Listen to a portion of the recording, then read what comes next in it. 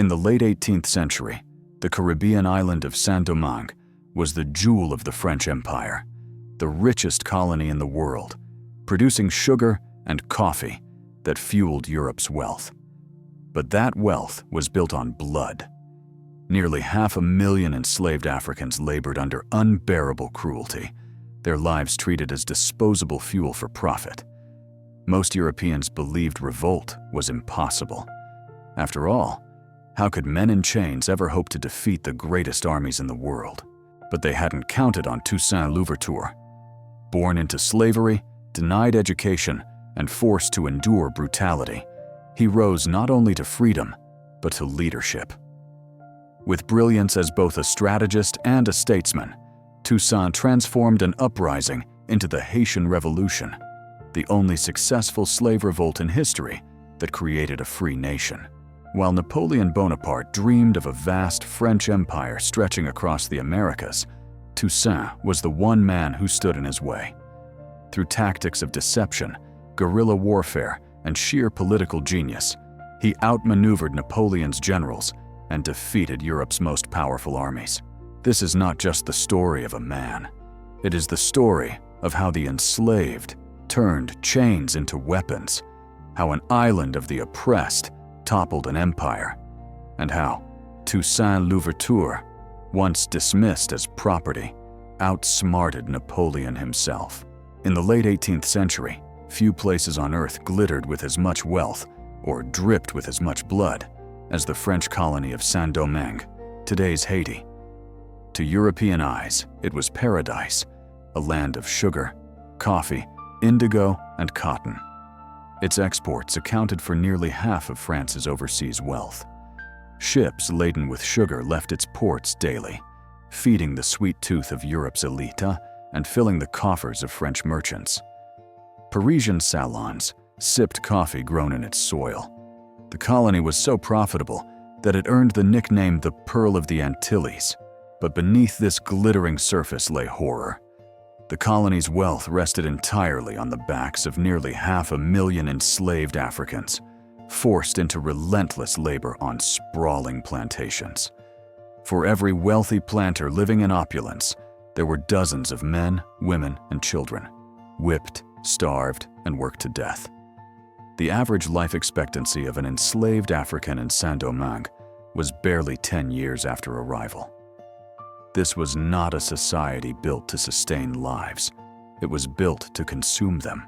Travelers described fields lined with broken bodies, overseers riding with whips, and work that stretched from sunrise to well after dark.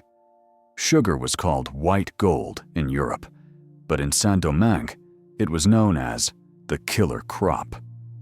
Cutting cane under the tropical sun, hauling it to mills, and feeding the roaring furnaces was grueling and deadly. Every harvest required a fresh influx of enslaved Africans from the Middle Passage to replace those who had perished. The brutality was deliberate. French planters reasoned that it was cheaper to work slaves to death and replace them than to sustain generations. Families were torn apart upon arrival, African names erased, and languages suppressed. The Code Noir, the Black Code, claimed to regulate the treatment of enslaved people, but in practice, it was a paper shield against an ocean of cruelty. The Society of Saint-Domingue was a powder keg. At the top stood the Grands Blancs, the Great Whites, wealthy planters who lived in luxury.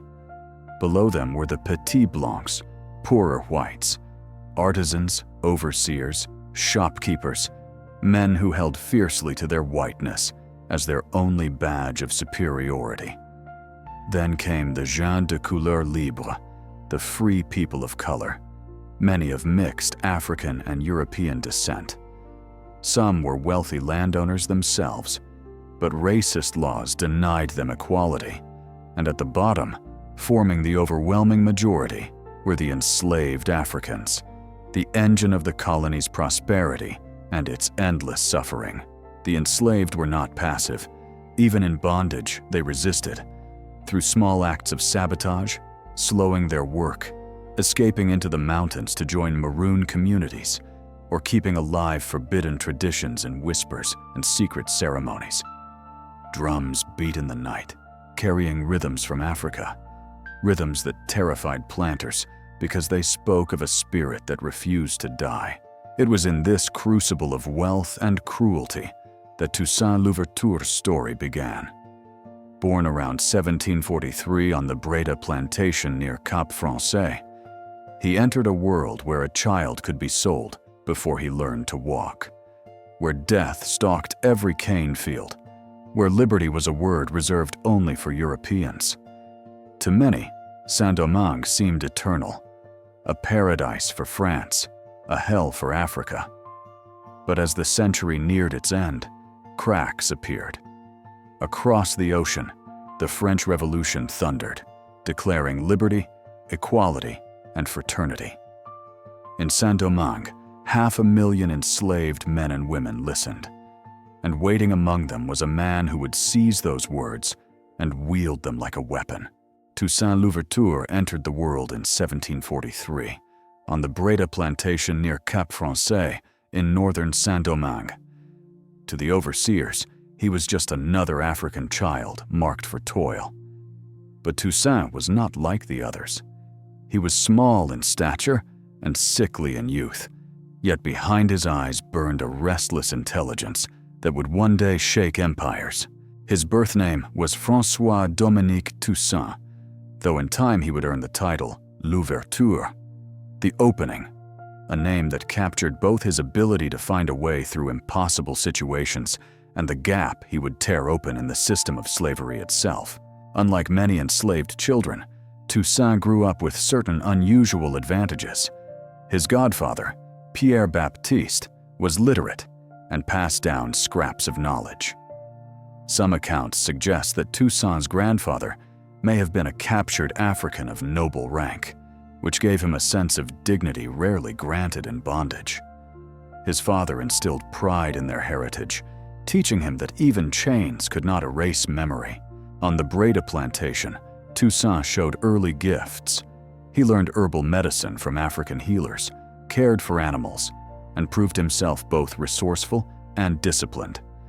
The overseers recognized his reliability and granted him relative autonomy as a coachman, tending horses rather than hacking cane in the fields. These small privileges gave him mobility and access to conversations beyond the cane rows. He listened, observed, and absorbed. But make no mistake, he was still enslaved. Every day he witnessed whippings, branding, and backbreaking labor. He saw families torn apart. Men and women worked until they dropped. These memories did not break him. They sharpened his resolve. Toussaint learned the cruel logic of the plantation, and in silence, he learned how it might be undone. By his 30s, Toussaint had gained his freedom. How exactly he achieved it remains debated. Some suggest he was formally manumitted by his master. Others say he purchased it himself with money saved from his trusted duties. Regardless, he emerged into a rare status, a free black man in a colony that despised the very idea of black autonomy. Yet Toussaint was cautious. He did not flaunt his liberty. Instead, he worked steadily, leasing land, hiring laborers, and building wealth. During these years, he read deeply. Jesuit texts, Enlightenment philosophy, military treatises, whatever scraps of books he could find, he devoured. He studied Julius Caesar's commentaries, learned about Alexander the Great, and absorbed the strategies of European warfare. More importantly, he studied people.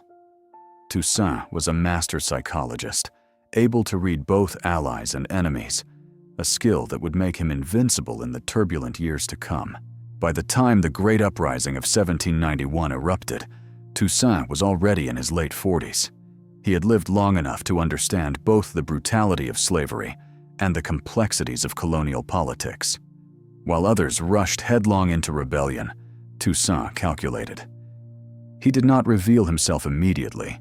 Instead, he waited, tested the waters, and chose his moment with precision. When he stepped onto the stage, it would not be as a follower, But as the leader destiny had prepared, in Toussaint Louverture, the world would discover that the child of a plantation could grow into the equal of emperors. By the late 1780s, Saint-Domingue was a volcano waiting to erupt. The enslaved population outnumbered whites by nearly 10 to 1, and every lash of the whip, every family torn apart, added fuel to the fire. Across the ocean, the French Revolution thundered with cries of liberty, equality, fraternity. In Paris, revolutionaries debated the rights of man, while in Saint-Domingue, 500,000 enslaved Africans listened and asked, "Do these rights not apply to us?" The spark came in 1791, on a stormy night in the northern mountains. At a place called Bois Caïman, leaders of the enslaved gathered in secret. Oral tradition holds that a voodoo ceremony was performed, where an oath was sworn. They would rise together, burn the plantations, and claim freedom. Whether embellished by memory or not, Bois Caïman became the symbol of the Haitian Revolution's birth, a spiritual and political declaration that the time of chains was ending. Within days, the northern plain erupted in fire. Cane fields and sugar mills went up in smoke. Enslaved men and women, once bent by the yoke, now carried machetes, torches, and stolen muskets. They swept across the countryside, destroying the system that had destroyed them. White planters fled or were killed, crops were burned, and the colony trembled. At first, Toussaint Louverture did not openly join the rebellion. He was nearly 50, already a free man, cautious and deliberate. He understood that an uncontrolled uprising might burn bright, but fade quickly. He watched from the sidelines, gauging the strength of both the rebels and their enemies. But Toussaint was not indifferent. Quietly, he offered medical care and supplies to rebel bands. He studied their tactics and weaknesses, and when the moment was right, he stepped forward, not as a simple fighter, but as a leader who could transform chaos into strategy. Toussaint brought discipline where there had been rage. He trained men to march, to fight, to follow orders. He imposed strict rules against looting and violence toward innocents. "We must show," he told them, "that we are not brutes, but men worthy of liberty." Under his leadership, rebel groups became organized units.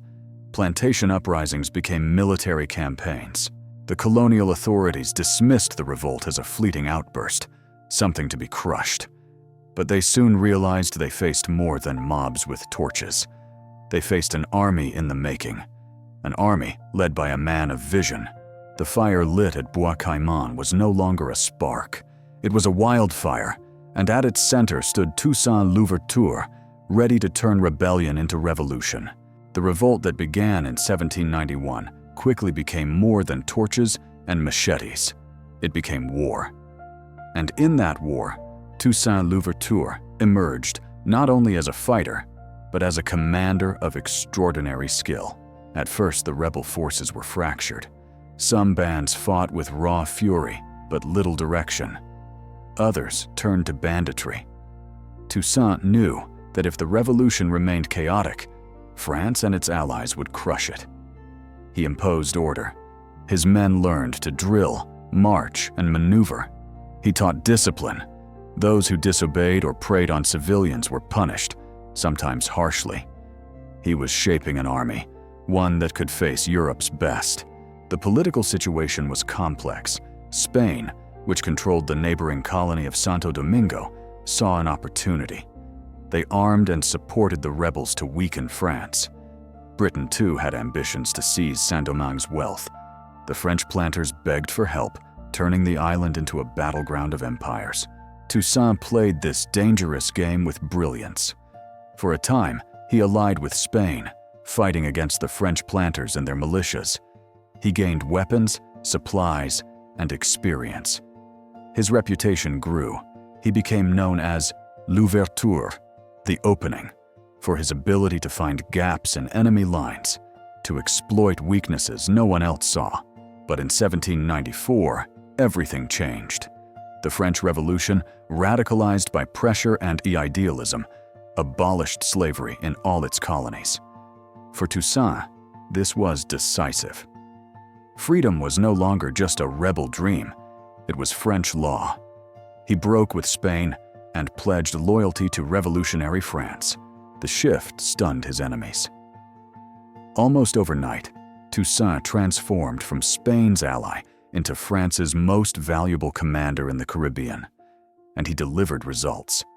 His troops defeated royalist forces, repelled British invaders, and dismantled planter resistance. Under his leadership, men who had once been enslaved now marched in formation, carried banners, and fought like professionals. European observers were astonished. Here was an army of Africans and freedmen defeating seasoned European regiments. And at its head was Toussaint, a man who read the terrain like a book, who used ambushes and surprise maneuvers to shatter enemy forces. He understood disease, too. When yellow fever struck, he rotated his troops while letting enemies succumb. He turned nature itself into a weapon. By the late 1790s, Toussaint Louverture was no longer just a rebel leader. He was the most powerful man in Saint-Domingue. His discipline, intelligence, and relentless will had carried him from the cane fields to the command of armies. France's tricolor flag flew over the colony, but in truth, the land answered to him. The slave who had once been dismissed as property was now a general feared across empires. And Napoleon Bonaparte, rising in France, was beginning to take notice. By the mid-1790s, Toussaint Louverture was no longer merely a battlefield commander. He had become the undisputed leader of Saint-Domingue. But holding power in a war-torn colony was one thing. Rebuilding it was another.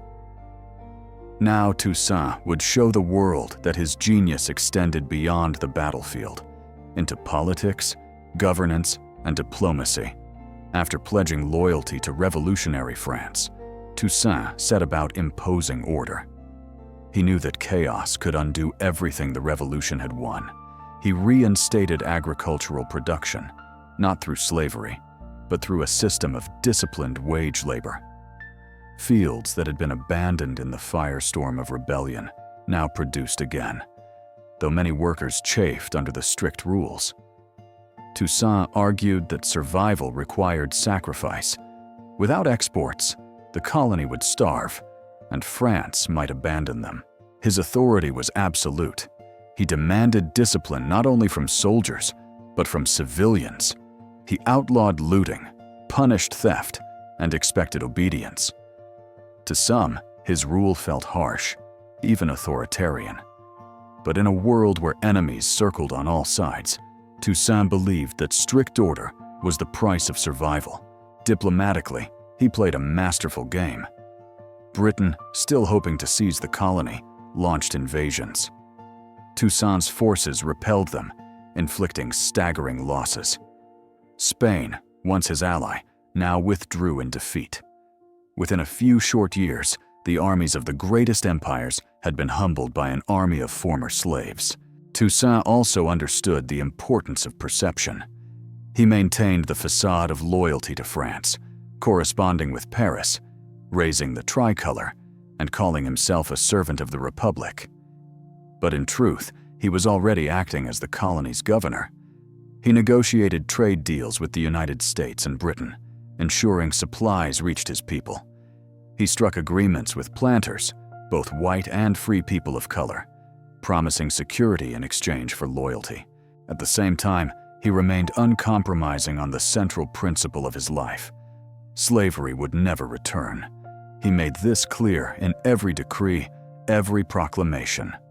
Liberty, once won, would not be surrendered. Yet, Toussaint was not without controversy.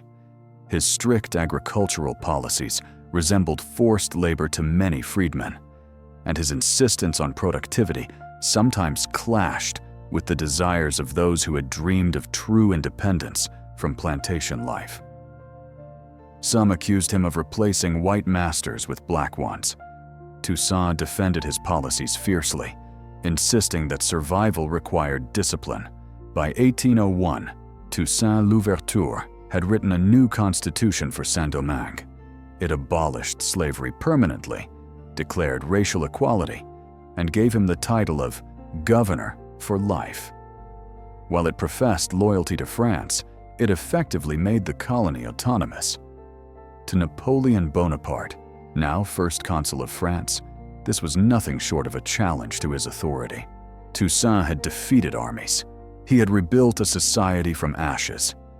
But in declaring autonomy, he provoked the wrath of the most ambitious man in Europe.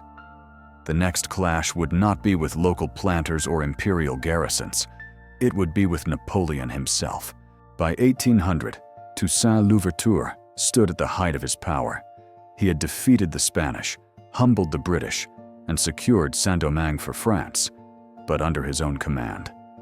Now came the most difficult challenge, not winning liberty, but building a society that could sustain it. The colony had been devastated by nearly a decade of fire and war. Plantations lay in ruins, towns destroyed, fields overgrown. Yet Toussaint understood that survival depended on restoring productivity.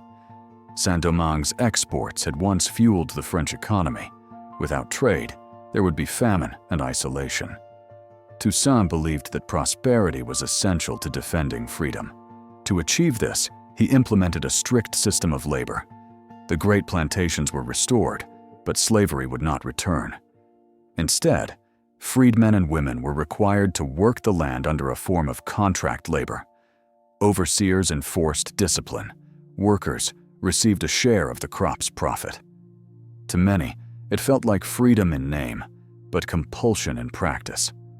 Formerly enslaved men had dreamed of small plots and independence, not a return to the cane fields. Toussaint insisted the sacrifice was temporary, that liberty could not survive without strong harvests. At the same time, Toussaint opened trade with Britain and the United States, ignoring French restrictions when necessary. He understood geopolitics. If Saint-Domingue could prove itself profitable and stable, outside powers would think twice before attacking. In secret, he corresponded with American merchants, ensuring supplies of weapons, food, and ships. Toussaint also worked to unify society. He invited white planters back, promising safety if they accepted the new order. Some returned, others fled. He elevated free people of color into government posts and military leadership, creating a multiracial ruling class that, at least on the surface, embodied the ideals of equality. But the tensions remained, between whites and blacks, between planters and laborers, between liberty and authority. Toussaint himself ruled with near absolute power. His decrees were law, his army was loyal, and his image loomed large. He was a man of contradictions, a liberator who enforced harsh discipline, a revolutionary who preserved aspects of the plantation system, a believer in equality who demanded obedience. To his followers, he was the father of liberty. To his critics, he was a new kind of master. In 1801, Toussaint unveiled his greatest political move, a new constitution for Saint-Domingue. It declared the abolition of slavery permanent, enshrined racial equality, and named Toussaint governor for life. It pledged loyalty to France, but in practice, it created an autonomous state. The Constitution was a triumph, a symbol of black sovereignty, but it was also a declaration of independence in everything but name. To the formerly enslaved, it was hope. To planters, it was reassurance mixed with unease. And to Napoleon Bonaparte, across the ocean in Paris, it was defiance. Toussaint Louverture had not only freed his people, he had founded a new order. And that Napoleon could not ignore. In 1801, when Toussaint Louverture issued his constitution declaring himself governor for life of Saint-Domingue, he may as well have lit a fuse under Napoleon Bonaparte's empire. To Napoleon, then First Consul of France, Saint-Domingue was supposed to be the crown jewel of his overseas dominion. He envisioned a vast French empire in the Americas, stretching from the Caribbean to Louisiana.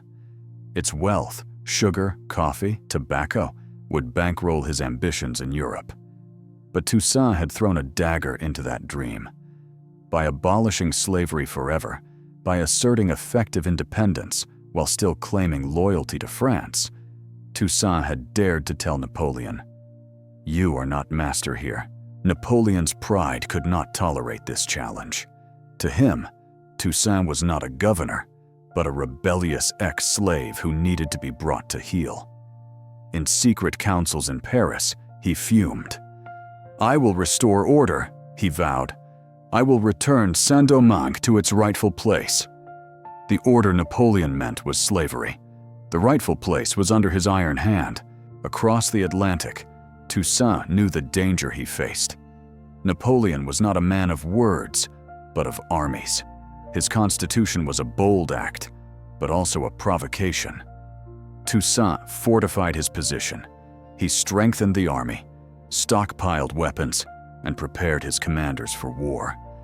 He also maneuvered politically, sending letters to Paris insisting his loyalty to France remained intact, a calculated deception to buy time. Napoleon, however, was already in motion. In 1802, he dispatched one of the largest expeditionary forces ever to cross the Atlantic. 40,000 troops under the command of his brother-in-law, General Charles Leclerc. These were not ragtag militias. They were veterans of Europe's wars, disciplined and armed with the best of French weaponry. The mission was simple: crush Toussaint, restore the colony, and reimpose slavery. But Napoleon underestimated his enemy. Toussaint Louverture was no ordinary rebel. He was a strategist who had studied not just battlefields, but human nature. He knew his people, he knew the land, and he knew how to turn every weakness of his enemy into a weapon. When the French fleet appeared on the horizon, it was not just an invasion. It was a test of whether liberty won by the enslaved could withstand the might of Europe's most powerful empire. Toussaint stood at the edge of history, ready to face Napoleon's armies in a clash that would determine the fate of Saint-Domingue, and perhaps the very idea of freedom itself. In February 1802, Napoleon's great fleet appeared off the coast of Saint-Domingue. Dozens of ships, bristling with cannon, carried nearly 40,000 soldiers, the largest European force ever sent across the Atlantic. To Napoleon, the outcome seemed inevitable. Disciplined French veterans would sweep away a colony of former slaves. But Napoleon had never fought an enemy like Toussaint Louverture. From the moment the French landed, Toussaint unleashed a strategy of scorched earth and guerrilla warfare. Plantations were torched, supplies destroyed, wells poisoned. If the French wanted Saint-Domingue, they would inherit ashes. Towns that could not be held were abandoned and set ablaze, leaving nothing for the invaders. Toussaint's army melted into the mountains, striking and vanishing. They knew the land, the forests, the ravines, the narrow passes. French columns marched in confusion, ambushed at every turn. Toussaint ordered his men never to fight where the enemy was strong, but always where they were weak. He exploited terrain like a chessboard, moving pieces the French could not even see. At the same time, he waged psychological war. He spread false intelligence, lured generals into traps, and used deception as skillfully as bullets. His nickname, Louverture, the opening, came alive in every maneuver. He always found the crack in the enemy's armor, but Toussaint had another ally, one he did not command, but understood well: disease. The French soldiers, unaccustomed to the Caribbean climate, fell victim to yellow fever and malaria. Whole regiments withered away. By summer, tens of thousands were dead or dying. For every soldier Toussaint's men struck down, fever claimed 10 more. Napoleon's mighty army was bleeding without ever securing the island. General Charles Leclerc, Napoleon's brother-in-law, found himself locked in a nightmare. His troops dwindled daily, morale collapsed, and supplies ran low. Toussaint, meanwhile, fought with a patience born of years of endurance. He did not need to win a single great battle. He only needed to ensure the French could not win. Still, the war was brutal. Villages burned, civilians fled. Executions were carried out on both sides. Toussaint's forces fought not only for victory, but for survival. They knew if Napoleon triumphed, slavery would return, and with it, chains and the whip. Defeat was unthinkable. By mid-1802, the French expedition was unraveling. Leclerc, desperate, resorted to treachery. He invited Toussaint to negotiations under the guise of peace. Ever cautious, Toussaint agreed, perhaps hoping to secure the safety of his people. But it was a trap. He was seized, shackled, and placed aboard a ship to France. Even in captivity, Toussaint remained defiant. To his captors, he uttered his prophetic words, "In overthrowing me, you have cut down only the trunk of the tree of liberty. It will spring up again by the roots, for they are numerous and deep."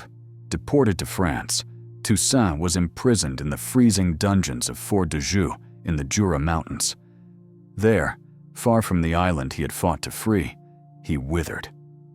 In April 1803, he died of pneumonia, a prisoner of the very empire he had defied. But Toussaint's prophecy proved true. His removal did not end the revolution. His lieutenants, Jean-Jacques Dessalines, Henri Christophe, Alexandre Pétion, took up the banner. The war raged on, fiercer than ever. By 1803, the remnants of Napoleon's expedition, broken by guerrilla war and yellow fever, surrendered. The unthinkable had happened. The greatest military power in Europe had been defeated by an army of former slaves. For nearly a decade, Toussaint Louverture had outmaneuvered planters, colonial armies, Spain, Britain, and even Napoleon's mighty expedition. Yet in 1802, he faced not defeat on the battlefield, but betrayal in diplomacy. General Charles Leclerc, desperate to end the stalemate, invited Toussaint to parley under the pretense of peace. Toussaint, cautious but perhaps seeking to secure stability for Saint-Domingue, agreed. He believed that his reputation and dignity would protect him. Instead, he walked into a trap. At the meeting, he was seized, bound, and placed aboard a French ship. The master of strategy had been undone not by tactics, but by treachery. He was deported to France, far from the mountains and cane fields that had been both his prison and his battlefield. Imprisoned in the icy Fort de Joux in the Jura Mountains, Toussaint endured the harshest of conditions. The cold gnawed at his health. He was isolated, deprived of the Caribbean warmth that had been his birthright. The man who had once commanded armies of tens of thousands now found himself locked in a stone cell. Even in captivity, he remained unbroken. He dictated letters, defended his actions, and declared that slavery could never return. To his captors, he issued his immortal words, "In overthrowing me, you have cut down only the trunk of the tree of liberty. It will spring up again by the roots, for they are numerous and deep." It was prophecy. Though Toussaint would never see it, the revolution continued. His lieutenants, Jean-Jacques Dessalines, Henri Christophe, and Alexandre Pétion, carried on the struggle with renewed fury. Yellow fever devastated French forces, and resistance grew bolder. In April 1803, Toussaint Louverture died in prison, likely of pneumonia, weakened by cold and neglect. He never saw the independence of Haiti. He never saw the final defeat of Napoleon's armies. But his spirit endured. Toussaint's fall was not the end of the revolution, it was its turning point. In death, he became a martyr, a symbol of unbreakable defiance. His life had proven that a man born enslaved could outthink emperors, defeat empires, and light a fire of liberty that no dungeon could extinguish. When Toussaint Louverture died in the cold prison of Fort de Joux in April 1803, Napoleon believed the rebellion in Saint-Domingue had lost its head. He could not have been more mistaken.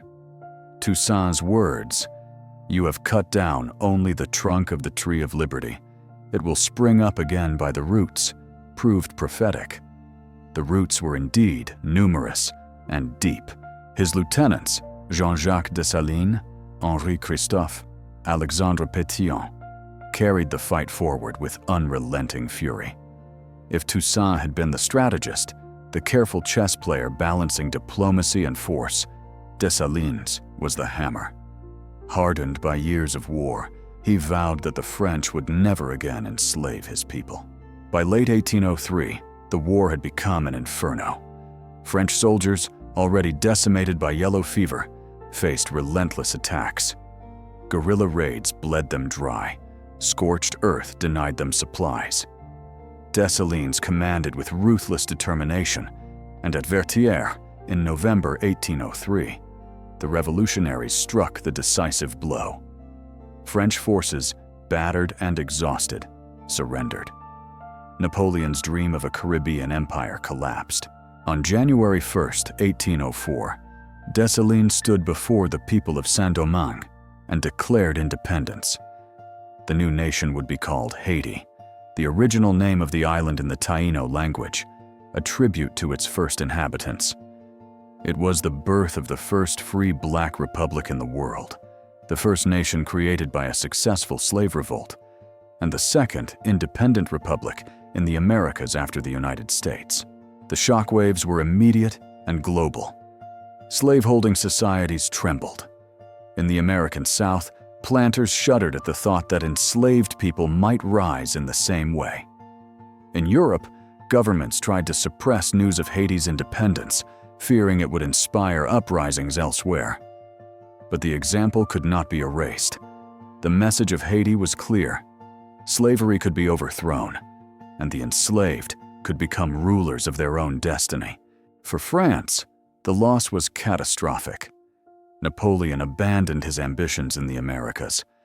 Within a year, he sold the Louisiana Territory to the United States, a sale that doubled America's size and reshaped its future. Ironically, Haiti's revolution directly paved the way for the expansion of the young U.S. Republic. For Haiti itself, the road was not easy. The new nation was born under siege, shunned by world powers, economically isolated, and burdened by a legacy of violence. France would later demand crushing reparations in exchange for recognition, a debt that haunted Haiti's economy for centuries. But no chain could erase the fact that the people of Haiti had achieved the impossible. They had defeated Europe's greatest armies and remade themselves free. And at the heart of that victory was Toussaint Louverture. Though he did not live to see independence, his leadership made it possible. He had transformed chaos into strategy, rebellion into revolution, and despair into a vision of liberty. His constitution, his discipline, his alliances all laid the groundwork for Haiti's survival. His death turned him into a martyr, a symbol of resilience, whose name became synonymous with freedom. In the centuries since, Toussaint has been remembered as the Black Napoleon, though the title is unfair. He was not Napoleon's shadow, but his equal, perhaps even his superior. Where Napoleon sought empire through conquest, Toussaint sought liberty through endurance. Where Napoleon left Europe in ruins, Toussaint left behind a republic born of hope. His legacy extends far beyond Haiti. He stands as a reminder that history is not only written by emperors and kings, but also by those who rose from the lowest rungs of society to defy them. Toussaint Louverture's life proves that the enslaved were never passive victims. They were thinkers, fighters, leaders, architects of their own freedom. Today, statues of Toussaint stand in Port-au-Prince, in Paris, in New York. Schools bear his name. Writers, poets, and revolutionaries across the world have drawn strength from his example. He remains a figure of awe, controversy, and inspiration. Haiti's story after 1804 would be filled with hardship, but the fact of its existence was itself a victory written in fire. For every man, woman, and child still bound in chains across the world in 1804, Haiti whispered a promise. Freedom was possible. And at the center of that whisper was Toussaint Louverture, the man who opened the way.